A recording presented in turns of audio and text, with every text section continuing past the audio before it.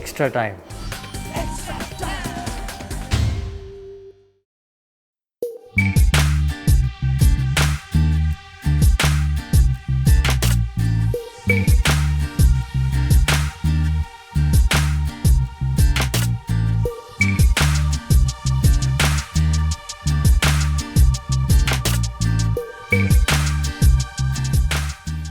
আজকে আমার সঙ্গে দেবব্রত সরকারের সকালবেলা কথা হয়েছে এই নিয়ে।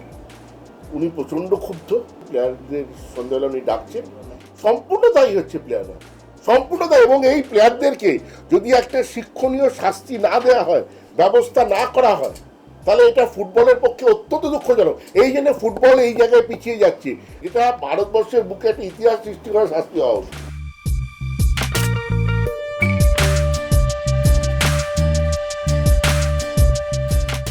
একটা টিকিট আমরা পেরেছি, একটি সঞ্জয় সিংকে করে দিয়েছি, বাকি আরেকটা পেয়েছিলাম, সেটা সোনি নদীর হয়েছিল, কিন্তু আমরা টিকিট ক্যান্সেল করিয়েছি।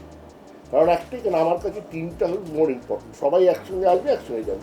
এই 19 তারিখে একসঙ্গে সবাই যাচ্ছে।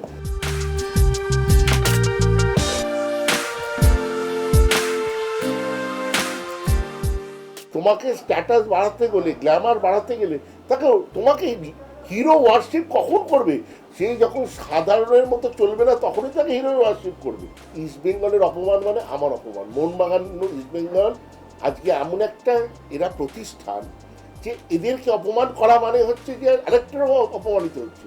এটা আমার মনে হয় এটা পূর্ণাঙ্গ তদন্ত হওয়া উচিত যে কেন এই ঘটনা ঘটছে।